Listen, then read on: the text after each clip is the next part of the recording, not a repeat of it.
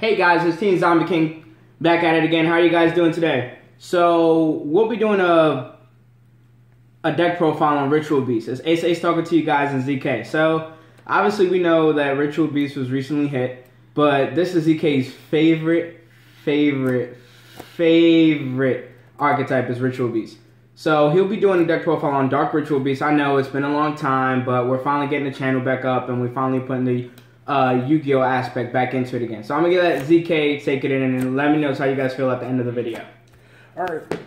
Hey guys, so you already heard that it's Ritual Beast. It's my little spin on it, so let's just hop right into it. So we got 3 copies of Elder. He gives you your additional normal summon, so you don't have to special summon, and he kind of sets up the plays a lot. If you don't run 3 of them, I won't say I want to run 3 of them, but it feels like it's mandatory for 1. For 2, also a lot of people will try to negate it, but it's kind of like the opponent will try to negate, but you're given the option to give a normal summon. Like it's not like it can be negated in a sense. So all right, next card. Then we got 3 Wenda. Couldn't find my 3rd Wenda, sadly. That's fine. She's really in here to kind of cycle through your deck and get to your spiritual beasts and your tamers as well. And she counts as both of those, which really helps for 1. For 2, she makes rank 4 plays a lot easier. So when you tag out, if you tag out with her or whatever, it's going to be a thing where you can go for like a Lightning Chidori, or you can go for a Utopia the Lightning, because a lot of your monsters aren't that big.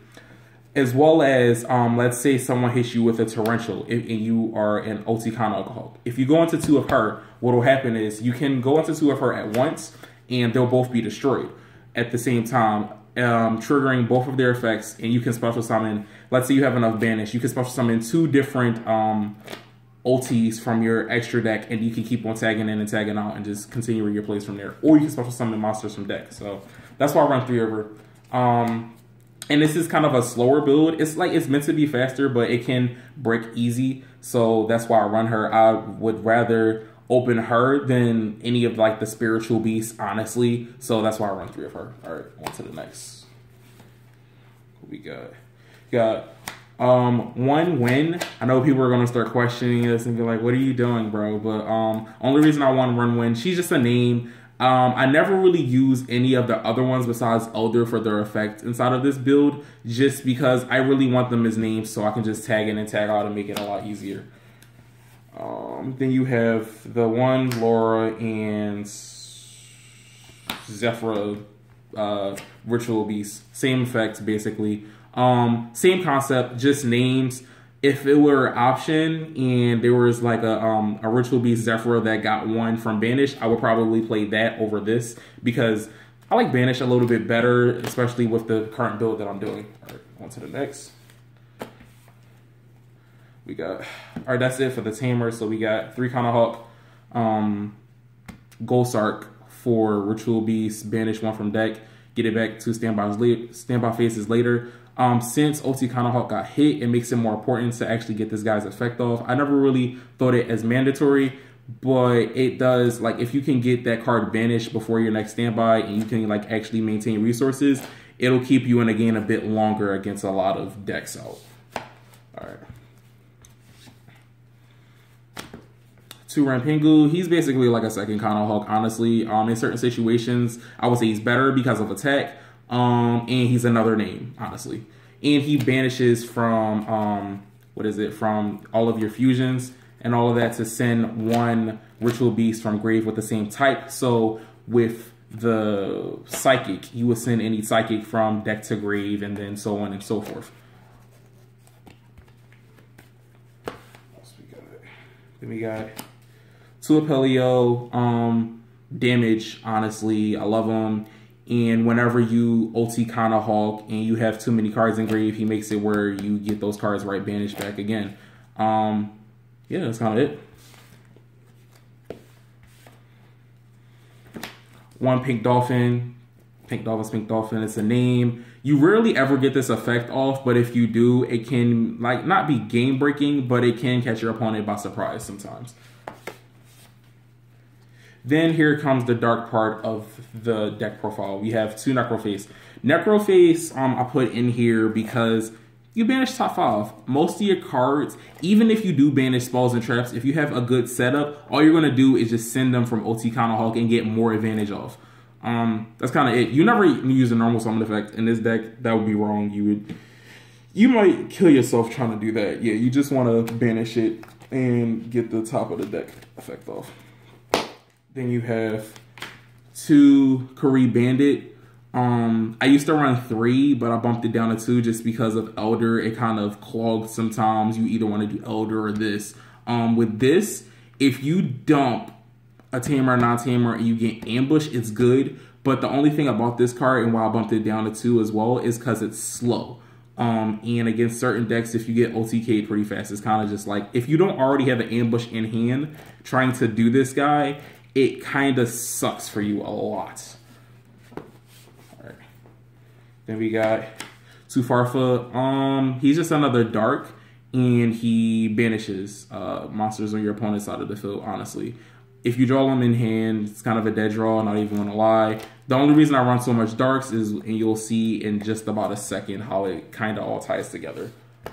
And we have 2 copies of Darks and Mulk.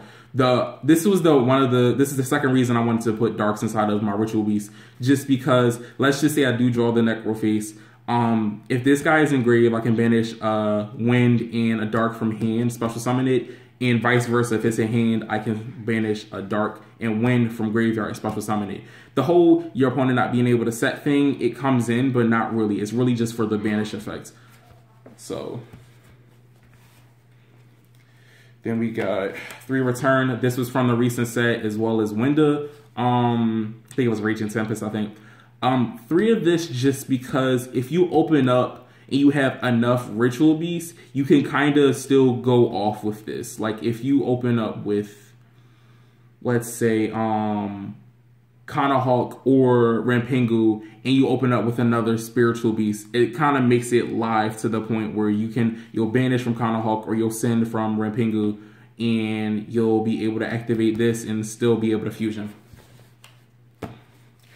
One thing, I just wish it didn't banish from hand. I wish you could just activate it, because I know it should have a cost, but personally, what is Ritual Beast doing? They ain't doing nothing. Y'all could have just gave it to him for free. I don't know. Like, the banish effect does help sometimes to get additional cards banished, but as far as turn 1, just give it to us, please. Like, just help us out. 1 Bonds, I'm thinking about bumping it up to 2, but it's one of those cards that you never want to see for the most part. If you draw it, it's not necessarily a dead draw, but this is my OTK card. For the most part, if I'm OTKing, if I search for this, I'm trying to kill you, for the most part. This ain't a defensive card, it's more of an offensive card. It can be played defensively to go into OT Pedalfin, but besides that, no, it's more offensive than anything. Then you have E-Tully, got hit the 1. E-Tully getting hit to 1, I guess, killed the consistency of the deck, but personally, I never really liked E-Tully that much. Just because it's special summon. Yeah, it forces you to not special summon. It forces you to fusion a lot more consistently, but even so, it just felt like I was, like, if you basically bricked drawing all Tamers, this didn't help it. That's one of the main reasons I didn't like E-Tully that much. So we got 3 Gold Sark for the Necroface combos, as well as just banishing Ritual Beast. I'll usually go for Necroface, just to be honest.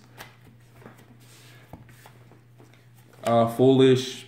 The whole deck can be Foolish. You can Foolish Dark Samog, Necroface in case you have Dark Samog in hand.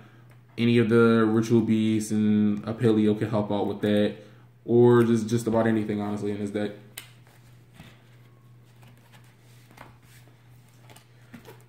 Then we got 3 Steeds. Only monster removal. One of the best monster removal I know. Not in the game, but like just as far as non-targeting. If it didn't destroy and it's still non-targeted, then it would, like, if it returned, I think it would be worse actually, but we're not even gonna get into that. Setting this up and ambush is the goal of the deck. If you don't run these traps, you kind of don't run the deck in general, because you need to have it where you set up your first turn, you get one of each of these, you set, and you wait for your opponent to overcommit to the board, then you blow them out with both of these 2, you out advantage them, and you set up for your next turn by having 4 monsters on field. You just kill darn near all of their monsters, and you search a little bit during your turn in OTK.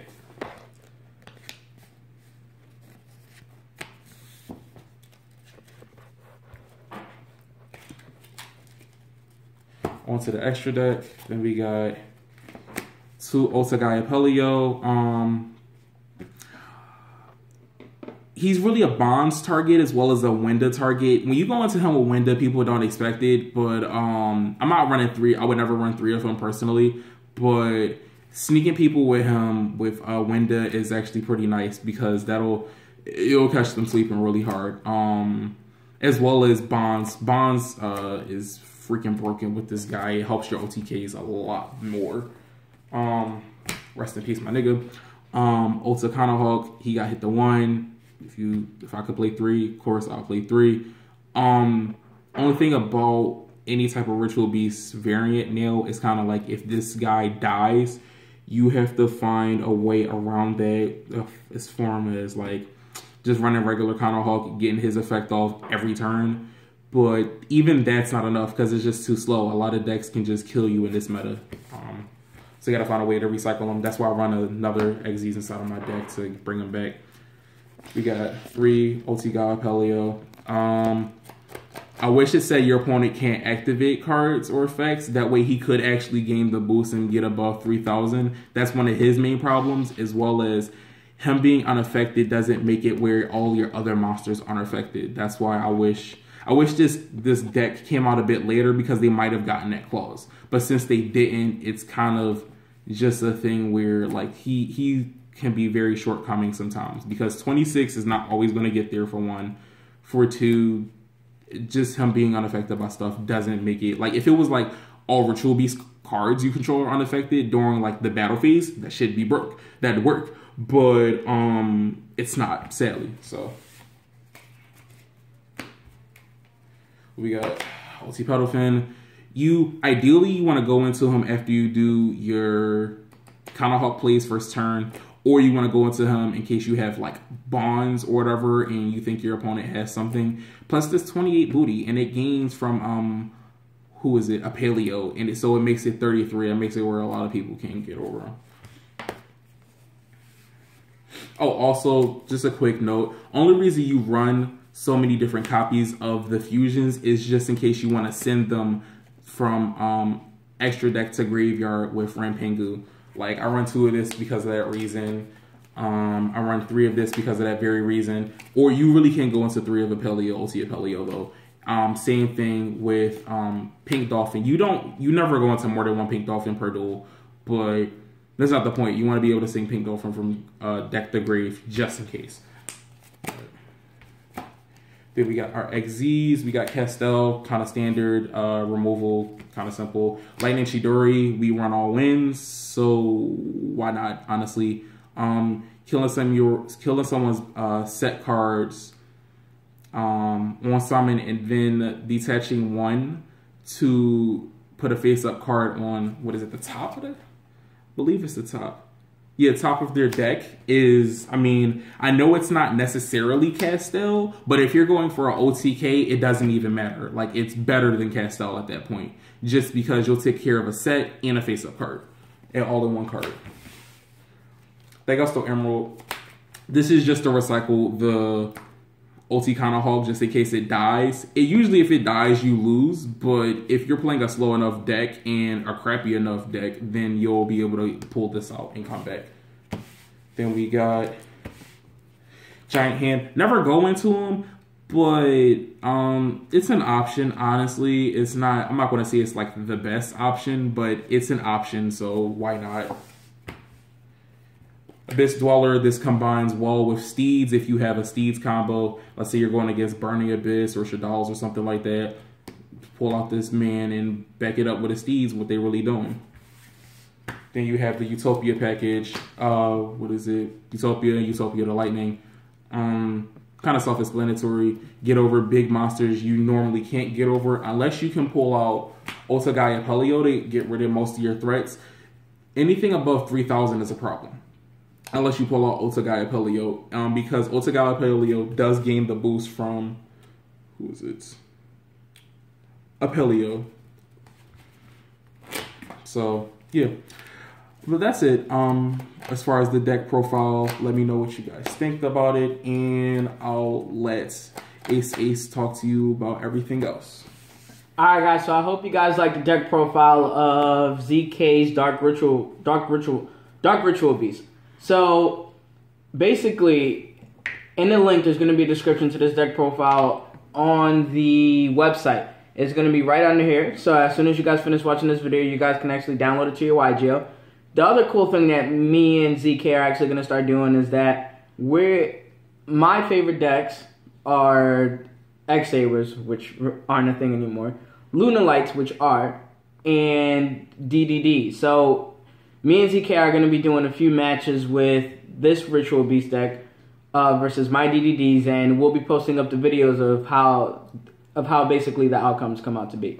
So, like I said, if you guys like the video, like, comment, subscribe, and Team Zombie King out. We'll see you guys later.